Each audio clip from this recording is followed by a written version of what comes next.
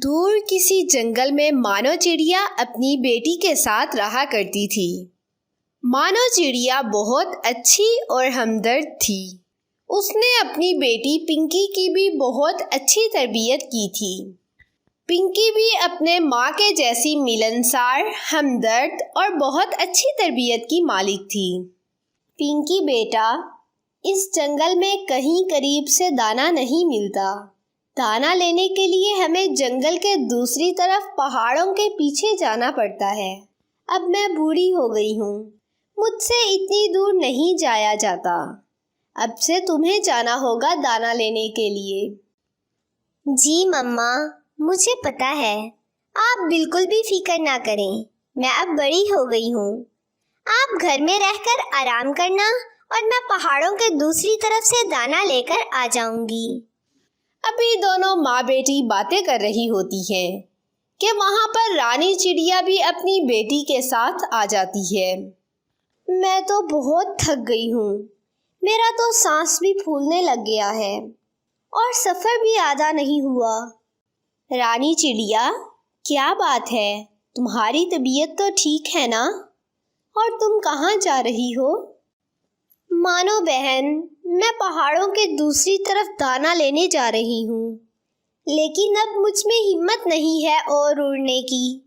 और तुम्हें तो पता है ना, दाना कितना दूर से मिलता है। रानी बहन, क्यों परेशान होती हो? तुम्हारी बेटी अब बड़ी हो गई है, तुम उससे दाना मंगवाओ। अरे मानो बहन, कैसी बातें करती हो? मेरी बेटी अभी छोटी सी तो है, मैं उसे कैसे अकेला जाने दूं? अरे रानी बहन, क्यों छोटी है ये? इसको काम करना सिखाओगी तो ही काम करना आएगा ना। मैं तो अपनी बेटी को अकेले भेज रही थी, अब तुम आ गई हो तो ये दोनों एक साथ चली जाएंगी। तुम घर में रहकर आराम करो। पिंकी बेटी, आप और रानी आंटी की बेटी एक साथ चले जाओ दाना लेने, और उसका ख्याल रखना, जहाँ भी जाना एक साथ ही जाना, उसको अकेले नहीं छोड़ना। जी मम्मा, आप फिक्र नहीं करें, मैं दाना लेने चली जाऊंगी और रानी आंटी की बेटी को भी साथ ले जाऊंगी। आपने बिल्कुल भी परेशान नहीं होना। मम्मा, आपको याद है ना, पापा मुझे कहा करते थे कि पिंकी, आप मेरी बेटी नहीं मेरा बेटा हो, तो मुझे आप बेटा ही समझें। फिर रानी आंटी की बेटी और पिंकी चिड़िया घर से पहाड़ों की तरफ निकलती हैं। वो दोनों बहुत लंबा सफ़र करके पहाड़ों के करीब पहुंचती हैं। सुनो पिंकी, हम बहुत लंबा सफ़र करके यहाँ तक पहुँचे हैं। अब कुछ देर आराम कर लेते हैं, फिर पहाड़ों के दूसरी तरफ दाना लेने जाएंगे। आप कैसी बातें करती हो? अब हम इतना करीब आ गए हैं और आप दाना लेने की बजाय आराम का कह रही हो। मैं तो कहती हूँ जल्दी से दाना लेते हैं और घर चलते हैं। पिंकी यार, बस कुछ देर आराम करने दो, मैं बहुत थक गई हूँ और मुझसे आगे नहीं उड़ा जा रहा। वो दोनों बैठी बातें कर रही होती हैं। वहाँ एक बूढ़ी चिड़िया आ जाती है, जो काफ़ी कमज़ोर होती है। मेरे बच्चों, मैं बहुत दूर से आ रही हूँ, अब मैं काफी थक गई हूँ, मुझ में और उड़ने की हिम्मत ही नहीं है। क्या तुम मुझे मेरे घर छोड़ दोगी? मेरा घर यहीं पास में है। नहीं नहीं, हम तो अपने लिए दाना लेने आए हैं और हमने तो वापस घर भी जाना है। अगर हम आपको छोड़ने गए तो हमें देर हो जाएगी, आप खुद ही चली जाएं। आप परेशान ना हो, हम आपको घर छोड़ देंगे। और मेरी मम्मा ने मुझे बस एक ही बात अच्छे से समझाई है कि अगर किसी की मदद करने का मौका मिले तो उसकी मदद जरूर करो। पिंकी बहन, तुम ही जाओ नेकी कमाने, मैंने नहीं जाना। अगर तुम इनको छोड़ने गई तो मैं वापस चली जाऊंगी। ये कहकर टीना वहाँ से वापस चली जाती है।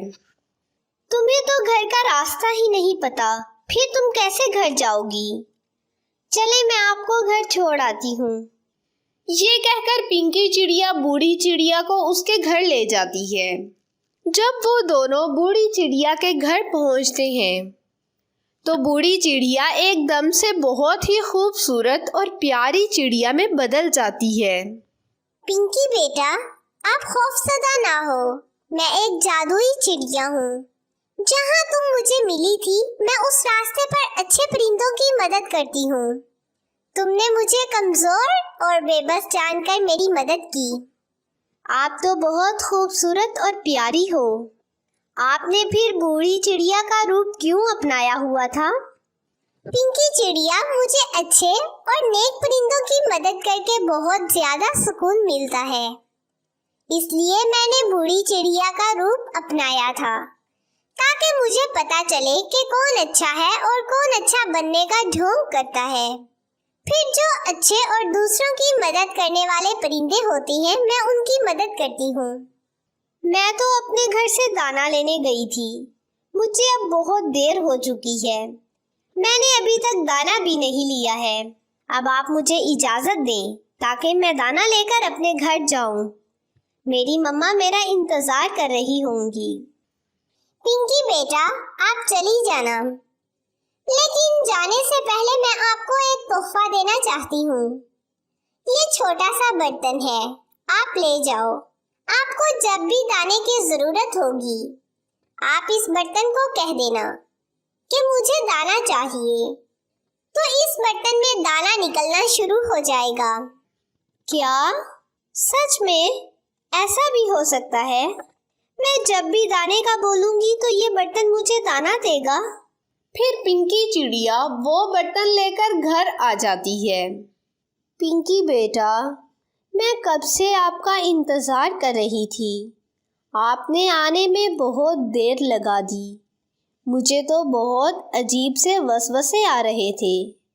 पिंकी चिड़िया अपनी मम्मा मानो चिड़िया को सब बात बता देती है कि कैसे उनको एक बूढ़ी चिड़िया मिली थी और फिर वो एक खूबसूरत चिड़िया से तब्दील हो गई थी और उसने ये तोहफे में छोटा सा बर्तन दिया है। क्या ये छोटा सा बर्तन हमें रोजाना दाना देगा? मुझे तो यकीन नहीं आता। अभी मानो चिड़िया और पिंकी चिड़िया बैठी बातें कर रही होती हैं कि वहाँ रानी चिड़िया भी आ जाती है। पिंकी बेटा, मेरी बेटी कहाँ है? वो भी तो तुम्हारे साथ गई थी, वो अभी तक वापस नहीं आई। क्या रानी आंटी आपकी बेटी अभी तक वापस नहीं आई? मैंने उसको बोला भी था कि तुम अकेले वापस मत जाओ, तुम्हें रास्ते का नहीं पता, लेकिन उसने मेरी एक बात भी नहीं मानी। पिंकी बेटा, आप जाओ और आंटी की बेटी को ढूंढ कर लाओ। वो जरूर रास्ता भूल गई होगी। तब तक आंटी मेरे पास बैठी हैं। फिर पिंकी चिड़िया घर से निकलती है और टीना को ढूंढने निकल जाती है। पिंकी चिड़िया बहुत दूर तक ढूंढती है, लेकिन रानी आंटी की बेटी उसको कहीं भी नहीं मिलती। मैं अब रानी आंटी की बेटी को कहाँ ढूंढूं? मैं तो ढूंढ ढूंढ कर थक गई हूँ। मुझे लगता है कि मुझे घने जंगल की तरफ जाना चाहिए। क्या पता वो रास्ता भूलकर जंगल की तरफ चली गई हो। फिर पिंकी चिड़िया जंगल की तरफ जाती है। अभी वो कुछ दूर ही गई होती है कि एक दरख्त पर उसको रानी आंटी की बेटी नजर आती है। तुम यहाँ बैठी क्या कर रही हो? पता है तुम्हारी मामा कितना परेशान हो रही है। मुझसे गलती हो गई, मुझे तुम्हारी बात मान लेनी चाहिए थी। मैं वहां से वापस घर आ रही थी तो रास्ता भूल गई। मुझे समझ नहीं आ रहा था कि मैं क्या करूं। फिर पिंकी चिड़िया और रानी आंटी की बेटी वहां से वापस घर आ जाती हैं। कहाँ थी तुम? मैं कब से तुम्हारा इंतजार कर रही थी और तुम्हें मना किया था कि पिंकी के साथ रहना। फिर क्यों तुम अकेले वापस आई? रानी आंटी ये रास्ता भूल गई थी, इसलिए इसको आने में देर लग गई। फिर रानी चिड़िया की बेटी अपनी मम्मा से माफी मांगती है और आइंदा के लिए तौबा करती है और वादा करती है कि वो अपनी मम्मा की बात जरूर मानेगी। इस कहानी से हमें यह सबक मिलता है कि हमें बड़ों की बात ज़रूर माननी चाहिए और मुश्किल वक़्त में मजबूरों की मदद करनी चाहिए।